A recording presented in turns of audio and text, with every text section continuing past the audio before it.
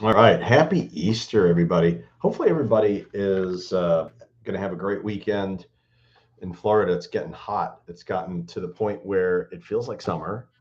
A lot of our people, by the way, we do property management rentals, and most of our people that rent have left. Right, like that's a thing that's actually occurred already. Many people that were renting during season have left. I'd say probably about 85% of our tenants have left and gone up north. We still get some people that stay till after Easter. Some people will stay throughout the month of April, but mostly those seasonal people are usually back wherever they're coming from, usually up north, some in Canada, that type of thing.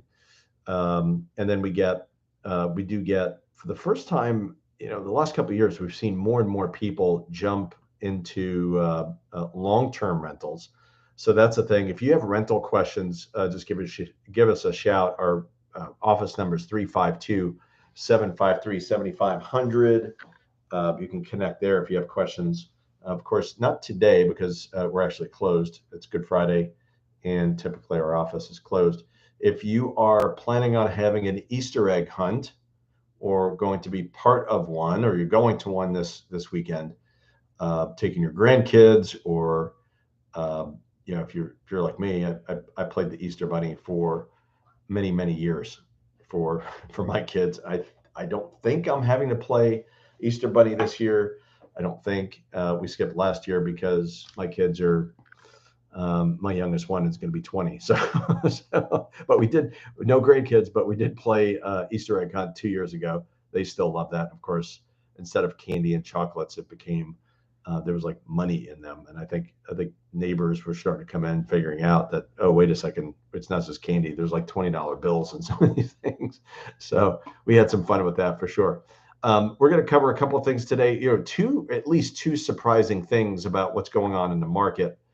The first thing that we saw is some ups and downs. I feel like it's been like red light, green light, one, two, three. If you guys are familiar with that game, the market has been very much that way because the interest rates have bounced from anywhere between 5.5 to like 7.25 or somewhere around there, pretty much for the good part of this year.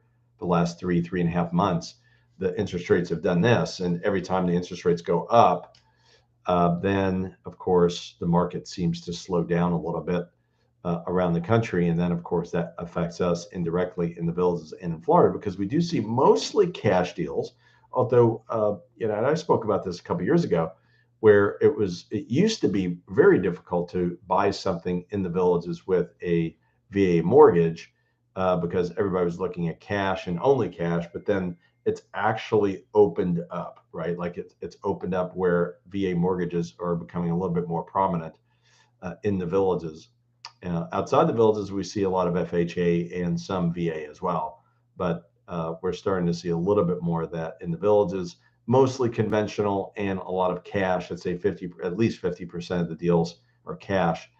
But the two surprising things, I want to tell you this. Like the first thing I noticed is that I'm actually really surprised that the market was a little bit slower during season. This is kind of like a season recap for 2023. The market was a little bit slower than I anticipated in the villages. I think that, and one of the things I need to do in the subsequent weeks is show the differences between first quarter this year versus last year and see where we're off and how it compares to other years. But really, we saw I'd say a less busy season. Still, we saw sales. It's not like there was a crash. There was no market crash, but it wasn't. It was kind of a market, and to means to me like from a ranking of like market crash being a 0 or a 1, 10 being what we saw 2 years ago, where 2021 where the market was crazy. We're probably like a 5 like during the season. It's just kind of an average, maybe a little bit below average season.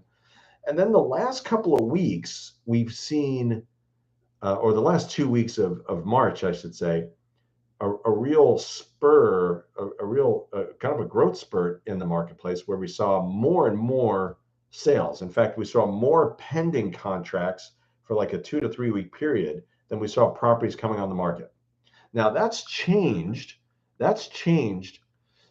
This week, the 7-day, and this is another surprise. So I'm going to give you like 4 or 5 surprises.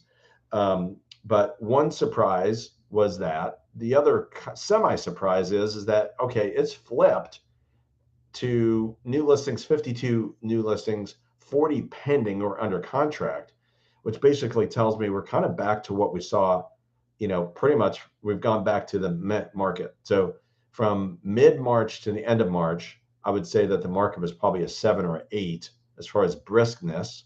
And then now we're back to, it's a 5 this week, right? 52 new listings, 40 pending contracts. People are buying. We had 40 different people that bought off of Village's MLS, so that's a good thing. 58 price decreases. That's been pretty consistent. So maybe that's not as big of a surprise now that we're out of season. But the other surprise that I want to tell you about is that pricing pretty much plateaued. So if you look at, and I've got, by the way, we do a quarterly report. And if you want a quarterly report, please put it in the chat, or you can text me if you want I can email you quarterly report. 352-572-3796, 352-572-3796 is my direct line, my cell number. If you have questions, call me or text me.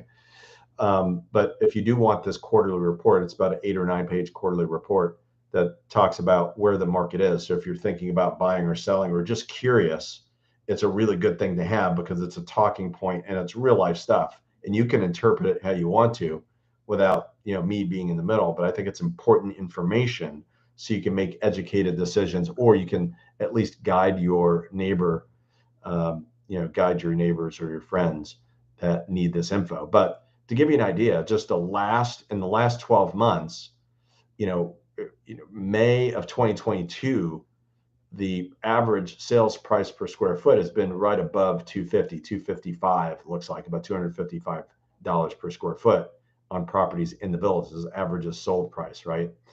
Not sold price per square foot.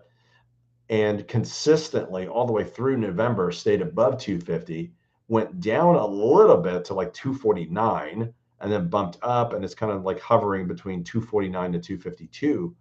So pretty much, even though we've seen the big surprise for me is that even though we've seen big influx in the market, the prices have mostly on the price per square foot stayed the same. Now, certain types of properties, the values of the properties have gone down. In certain cases, like what you could get back in January, February of last year is different than what you can get in April of 2023. It's less, a little bit less, but the average price per square foot is pretty much the same over a year. Those are two really surprising things. And I think that's what we're seeing around the country is that demand is holding. We are seeing less demand, but it's still holding enough where prices aren't dropping through the floor. That's probably the punchline and really what I want to tell everybody right at this moment. So if you have questions, let me know. Be happy to connect with anybody, 352-572-3796. Please like, and if you're not subscribed, please subscribe to our Realty Executives in the Villages channel.